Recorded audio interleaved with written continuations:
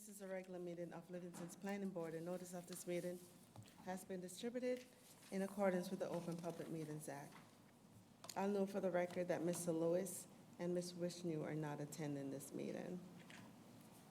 Mr. Klein? Here. Mr. Ratner? Here. Mr. Reber? Here. Mr. Diner? Yes. Ms. Cucci? Here. Ms. Begoli? Here. Mr. Santola? Here. Mr. Fernandez? Here. We have our quorum, we have our board attorney, and Catherine Madger is also present for this hearing. Thank you. If you can, we're going to go a little bit out of order, so if you can call the Mark and Stacy Hirschberg matter, please, first. Sure. That matter, Mr. Chairman, is a lot line adjustment with variance for 25 Winchwood Road, Block 5100, Lot 24, and 8 Rosewood Court, Block 5100, Lot 32.08. Application number 2023-19-LLAV, Mark and Stacy Hirschberg. Thank you, and welcome, Ms. Durkin. Will you be calling witnesses tonight? No. Okay. So I'm going to go through the process, but since you will not be calling any witnesses tonight, I will then... Oh, thank you. Thank you. Yeah, so I'll let you enter your appearance and go ahead. Thank you very much, Mr. Chairman. Elizabeth Durkin from the Durkin Firm on behalf of the applicants, Mark and Stacy Hirschberg. As the chairman and your board secretary said earlier, we're here for a lot line realignment application, and only because there's a triggering of a rear yard variance that it's seeking that we have a public meeting. I don't know from your, do I just touch this screen and then it goes up here? Okay. Yep, there you go. Oh, terrific. Okay.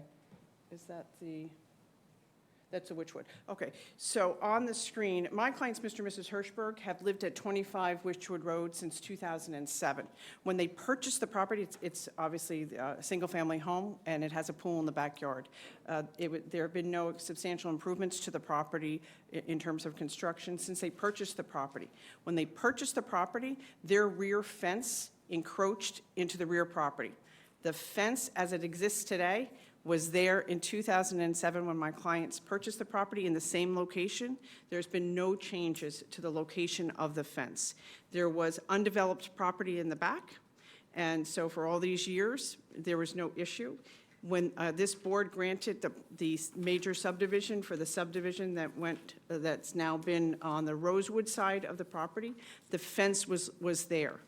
The only thing that we notice is that when this board granted your major subdivision approval for the subdivision in the rear, there is an easement in the back of that property, and there can be no construction on there, but it shows the fence. And then the neighbors in the rears, the Metas, purchased their property in 2021. They purchased the property knowing about the encroachment. The neighbors, my clients, and their new neighbors get along very well. And what we're here and requesting this board for is a lot line realignment to simply excise off from the rear piece of property the little over 900 square feet of property and merge it into the Hirschberg's property. And that shows. So if you look at the survey that is up on the screen, and this was all in your package. The only difference, and if you want us to mark this in as A1, is that I highlighted the area that shows you where the lot line realignment would be. So the yellow just shows you from the rear line of the Hirschberg property, and then you see the fence. And then that yellow piece, what we're seeking before this board this evening, would be that small piece would be excised off of the Metas property, which is the Rosewood side, and merged onto the Hirschberg's property, which is the Witchwood Road property. In reality, no changes would be made to either one of these properties. It would not affect, obviously, anybody else. To anybody in the neighborhood, they wouldn't see any changes. It's just that piece would be now merged into the Witchwood Road site. And one of the reasons, or I should say the main reason why, and you can't see on the survey, but as we advance, I'll show you the pictures of the property.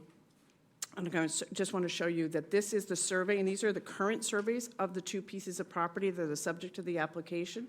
This is the Rosewood survey, and then you obviously just see that same piece that we just saw on the Witchwood property survey, but obviously this is the rear.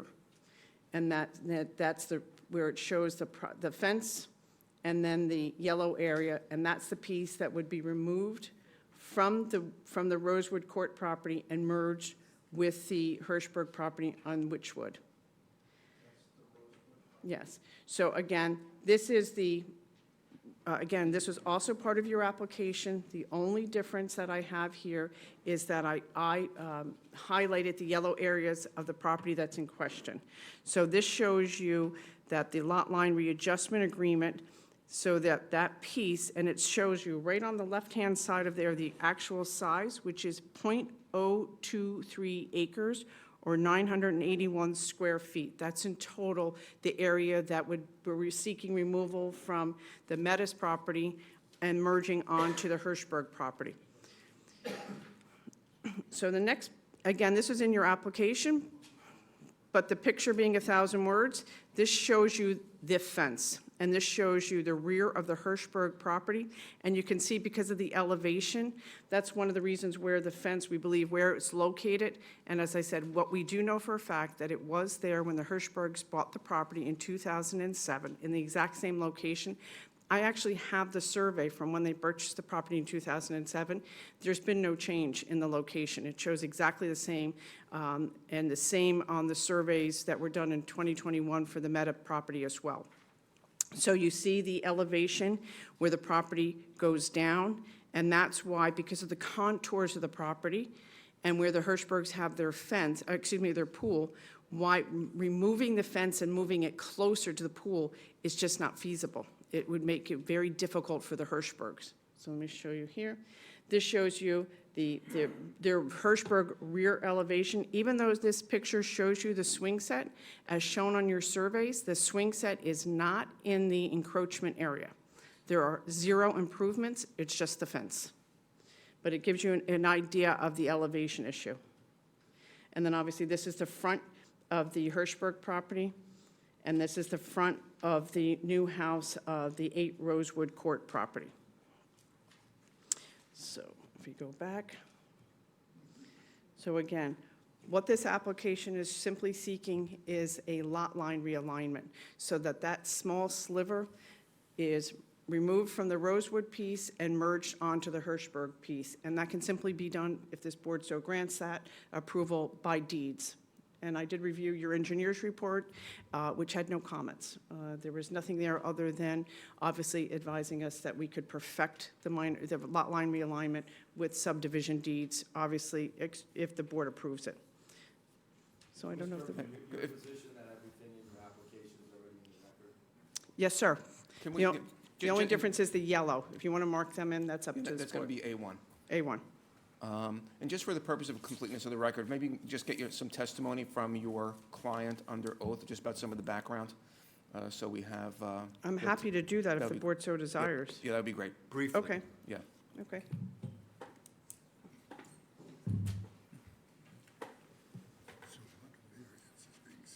It's a great question. Is there anyone that knows? Just come over here. Maybe it would be making a backyard setback. That would be the answer. Okay, you can just get a raise. Yeah, can you please swear him in?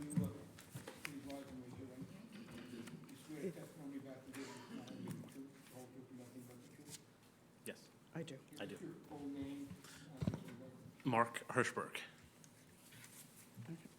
Mr. Hirschberg, are you and your wife the applicants of the application that I just presented on your behalf before the board for the lot line realignment? Yes, And you've been here in the audience and you heard the presentation that I gave before this board, is that correct? yes, Okay.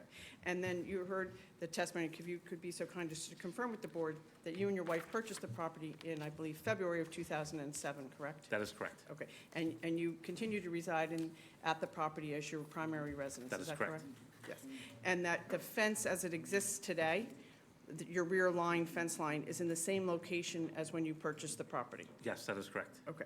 And then if you could just briefly discuss the elevation issue and why it would be impractical for you to remove the fence and move it up, because the fence, you do have a pool in your rear yard, correct? That is correct. If we Okay. have to move the fence closer to the rock wall takes maintaining.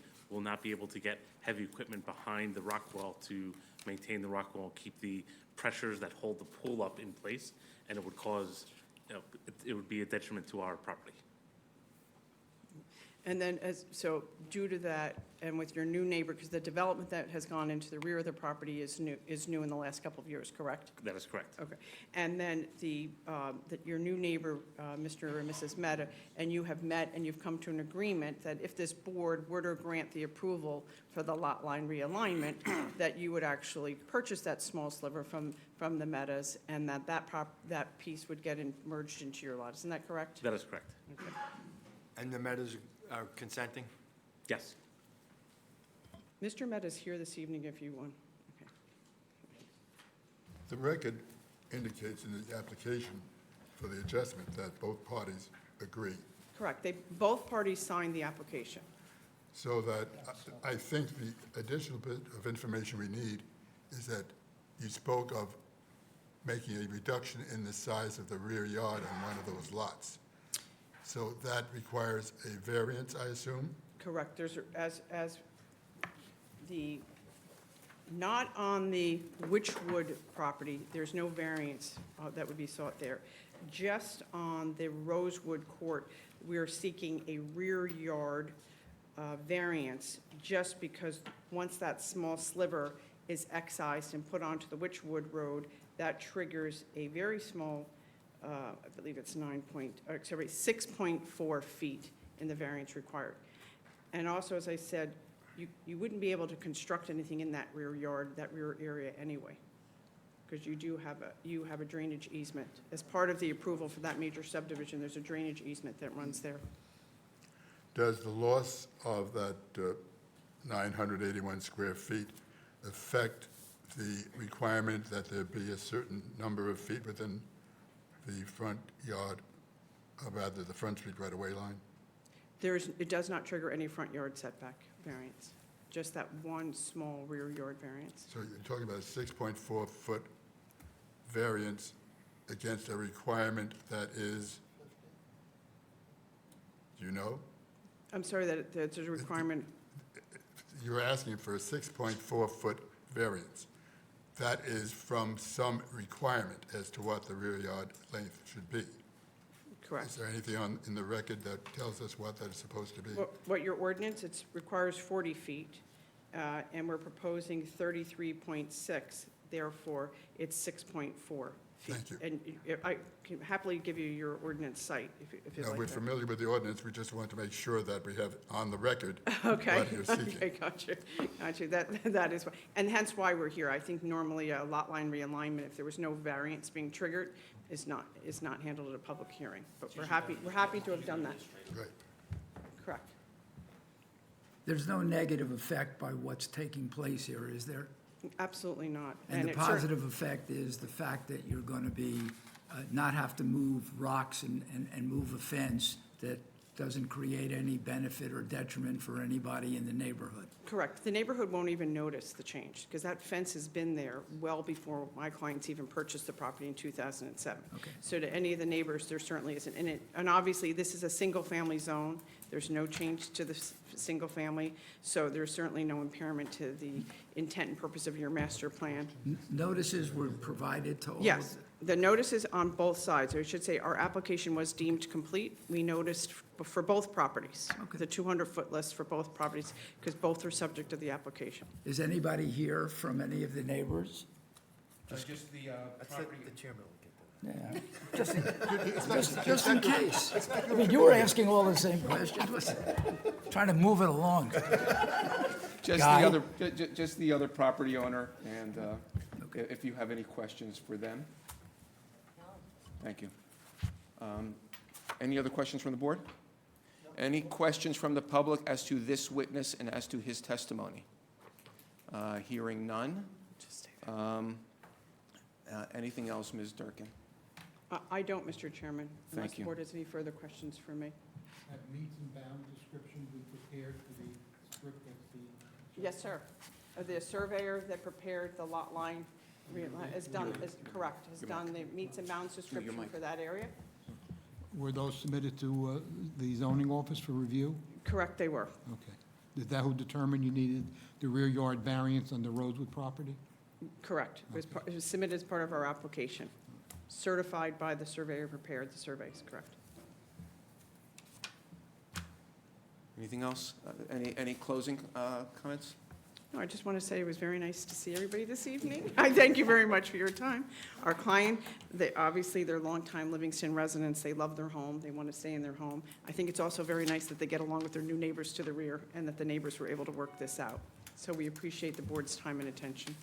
Thank you. The parties having had the opportunity to make a closing statement, it appears to the chair that the applicant, all interested persons, and the board members have had reasonable opportunity to be heard, and that the evidentiary record of this hearing ought to be closed. Absent objection, and in the absence of any motion for continuance, the evidentiary record is closed, and no further testimony or evidence shall be heard. The board members shall now have opportunity to give their thoughts on the application. I'd like to make a motion to approve the application for the moving of the lot line. There doesn't appear to be any negative criteria that's met because of the creation of the variance, and it actually provides a positive condition for the back of the property and eliminates a condition that exists today. So I would move that the application be approved and the variance be approved. I second. Any further comment by the board? Hearing none, Jackie? Mrs. Steiner? Yes. Mr. Klein? Yes. Mr. Ratner? Yes. Mr. Reaver? Yes. Ms. Gucci? Yes. Ms. Pagoli? Yes. Mrs. Santola? Yes. Mr. Fernandez? Yes. Thank you, motion Okay, carries. with that, thank you very much. Thank you very Thank you. much. Thank you. Thank you, Mr. Chairman.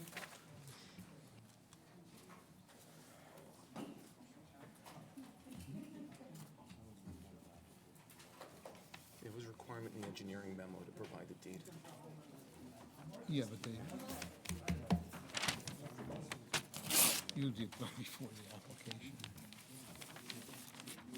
The next matter scheduled for this evening is a continued hearing, continued from July 18, 2023, for a minor subdivision with variances for 33 Sycamore Avenue, Block 2602, Lot 29 and 30, application number 2023-14-MSUBV, Stephen Barkley.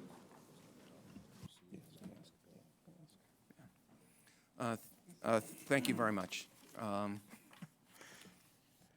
This is a continuation of a matter that was actually concluded, and testimony was concluded at our prior hearing. Mr. Barkley, Mr. Lansafama isn't here. Would you like us to proceed without Mr. Lansafama? Well, we have testimony's been closed, and the evidentiary record's been closed, but I know that Mr. Lansafama was going to, or at least Mr. Keller. You look a little. Just hold on.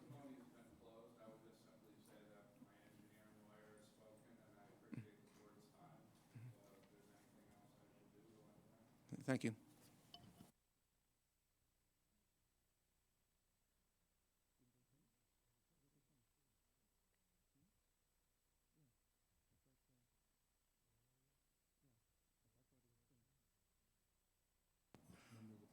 Yeah, there was a member of the public who wanted to bring in the witness. But I thought we received all that testimony last time. Why did they carry it? Because Steve wanted, Mr. Santola wanted to go see the property. No, I think other people wanted to see the property as well. All that remains. All that remained is, some of us had the opportunity, based upon Mr. Santola's desire, to look again at the street and at the properties. Correct. But other than that, The I don't evidentiary think was- there was anything to be put on the record. Right, all the evidentiary had been closed, and closing argument was made. That's Statements were correct. made. My name is Yan Zhong Niu. Last time, can I explain why I wasn't able to bring a statement last time to be part of the testimony? Then you can consider if I can make a brief comment. I'm sorry, what's the purpose of the testimony? This is the objection to the application to subdivide the lot, but because the notification letter to neighbors was not that clear, so, Well, there's been no problem with notice, was there, Jackie? I'll tell you that it No, was Mr. Chairman. presented in a way that it sounds like it's only a variance related to the house that's already on the lot. I came here really just, didn't think it's, I was under the impression that this was a procedural approval, but it turned out it's a real subdivision. I wasn't the only Yeah, one who was under but that. did you testify at the last hearing? I came here, I made some comments, but I Right, so, really right, so didn't you get a already had chance the, to. so you had the opportunity, and we've closed the evidentiary record. So, I have to say, I didn't, because the notifications lack of, information, I wasn't able to do notice any was preparation. proper, so why don't we do this? Why don't we swear you in? Okay. And we'll hear I what promise you- I'll be brief. And we'll hear what you have. So, could you swear him in? I also No. have a statement. I didn't realize that we wouldn't be able to make a statement. Yeah, because we closed the evidentiary record at the last hearing. Did we actually close the? Yeah, I thought we did. I don't know, I'm just Yeah, we asking. did. We weren't under that impression. We, I just have an important statement to Yeah. make that I'd love you to hear before you consider this. I do. For laymen, but this notice just is proper, appears so- to be, I have a copy of the notification.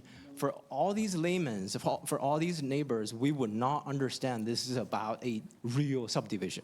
Well, the purpose of the notice is to tell you there's an application and that the plans are available to be inspected at Town Right. Hall. My wife and I, we And actually went to the just let me township. finish. By law, the applicant can make changes to the plan during the course of the hearing, as long as it doesn't trigger the requirement for new variances. And if, actually, they can also amend to ask for additional variances. So the system is not set up for a layperson to always be able to understand these applications on their own. But you're given the opportunity to seek your own advice. And again, you can come in and look at the plans, which make it a lot clearer. We and actually easier to did understand. visit the township, but the staff members there could not even explain to us. so clearly why don't what we, that was. why don't we get you under oath? All right, let's swear him in. All right, I Okay. appreciate it. Can I just, let me make a motion to reopen the public hearing. To hear those who thought the public hearing was not Thank you. over. Is there a second? Second. All in favor? Thank you. Any opposed? Okay, All thank right, you. So,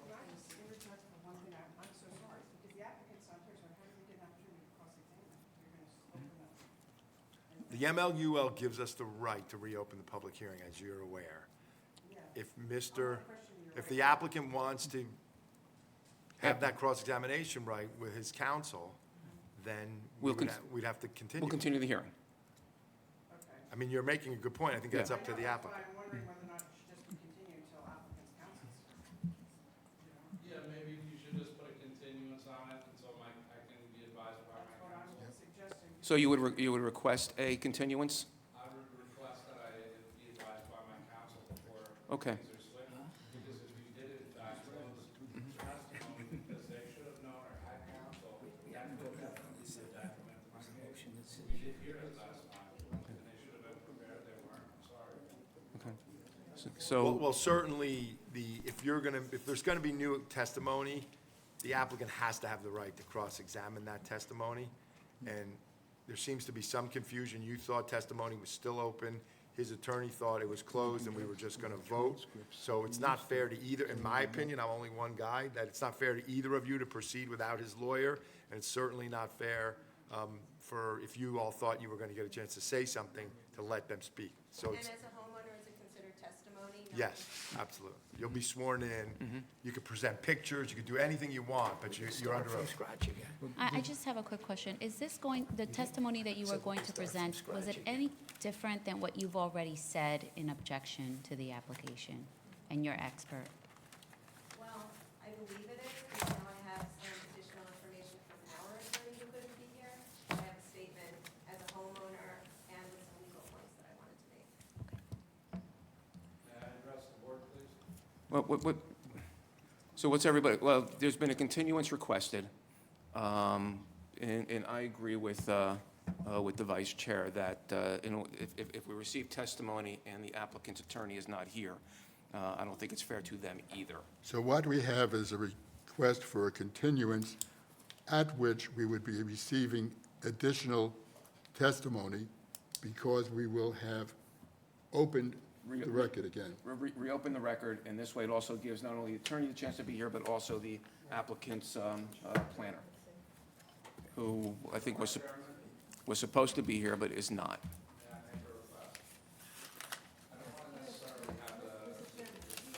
Yeah, you have to come to the microphone, because we can't hear.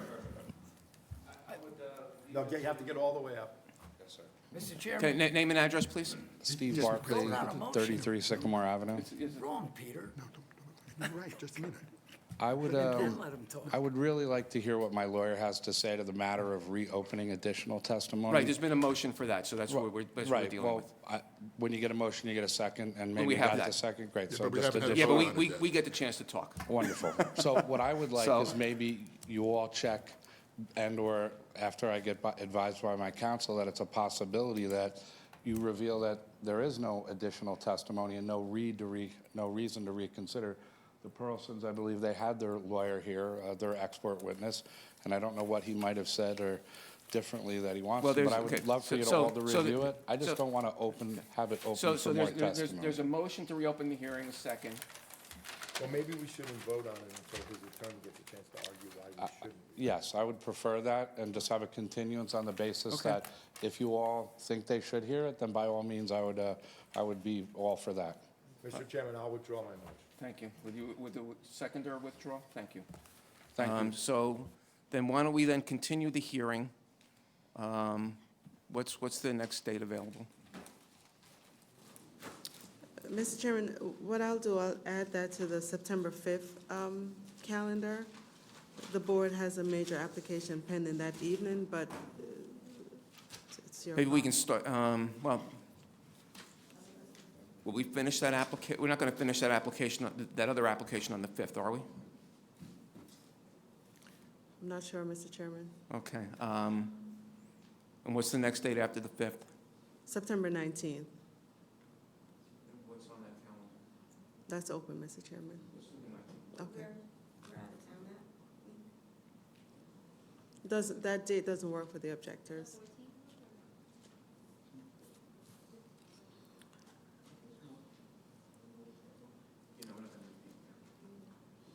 Mr. Chairman, would you consider Tuesday, October 3rd?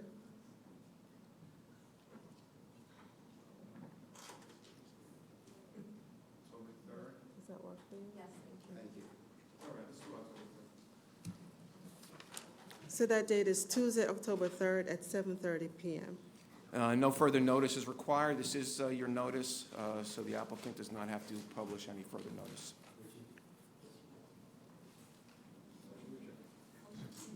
I'd like to make a motion to adjourn. Thank you. Is there a second? All in favor? Opposed? Thank you. Tough cast up here. It's a good cast.